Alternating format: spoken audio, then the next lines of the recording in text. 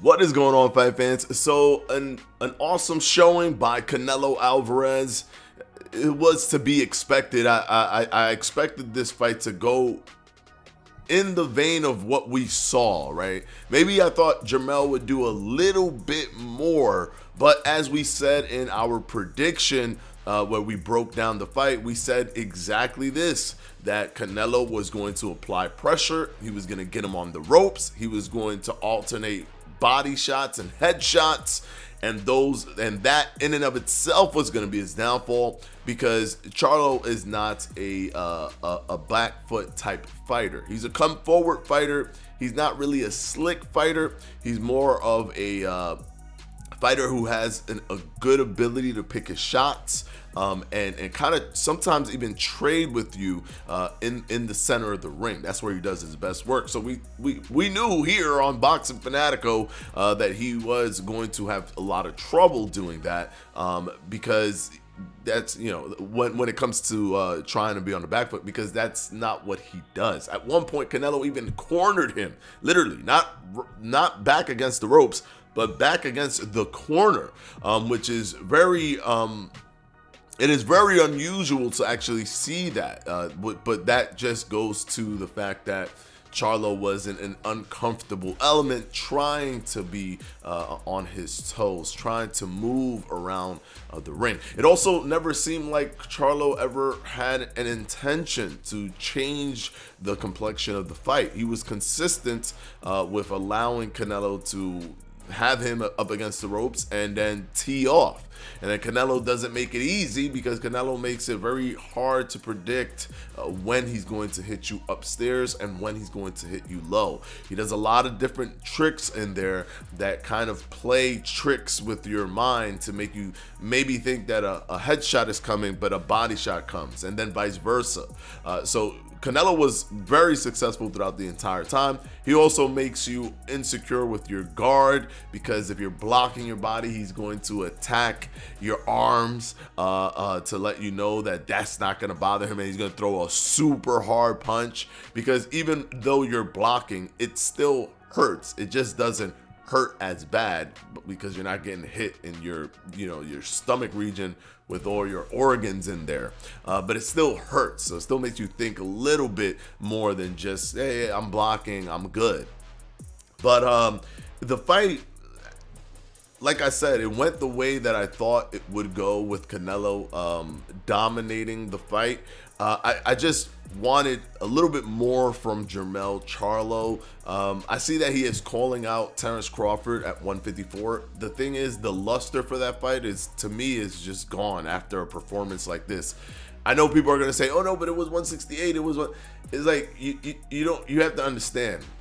There's a lot of different elements to why the luster is gone, even if it is 168 and you want to use the technicality of 168. His performance was so lackluster that 168, 154, visually, that looks bad for the audience watching it. That looks bad for the casuals watching it.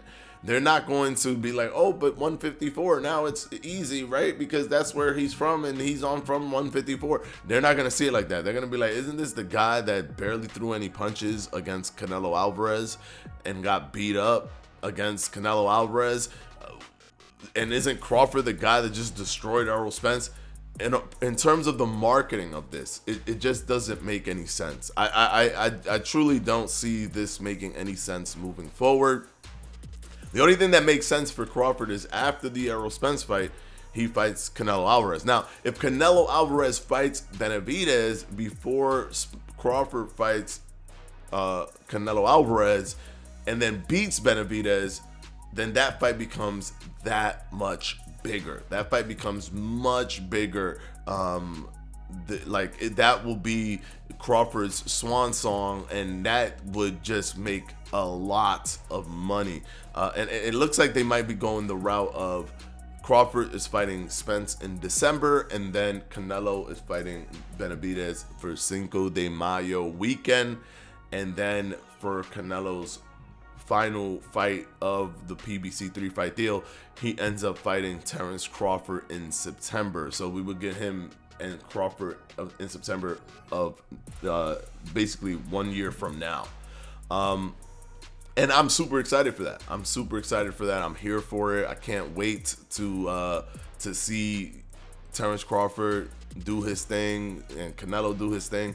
This is exciting times right now with boxing, especially this year. We're getting the fights that we want to get, and I love it. But again, the fight was predicted here by Boxing Fanatico in that same fashion.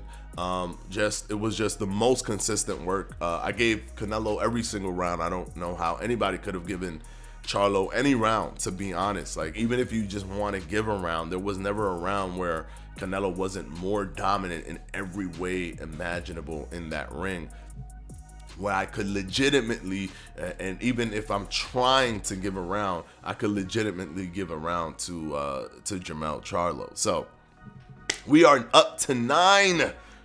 The prediction streak here on Boxing Fanatico is now up to 9. We've predicted 9 fights in a row without fail, which is just super fun.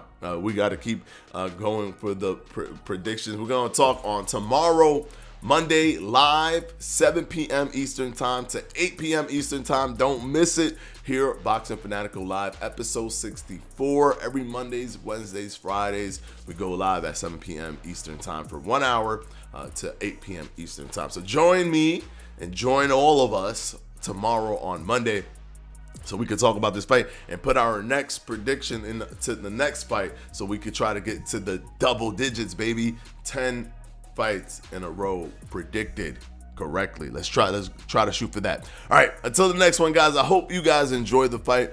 Although it was one-sided, it was a dominant one-sided fight. It was expected.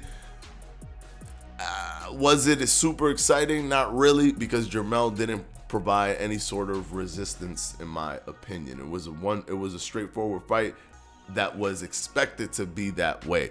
At least with Crawford, it was a bunch of knockdowns and stuff, and it was supposedly supposed to be a 50-50 to the world, and to see that dominance was pretty crazy.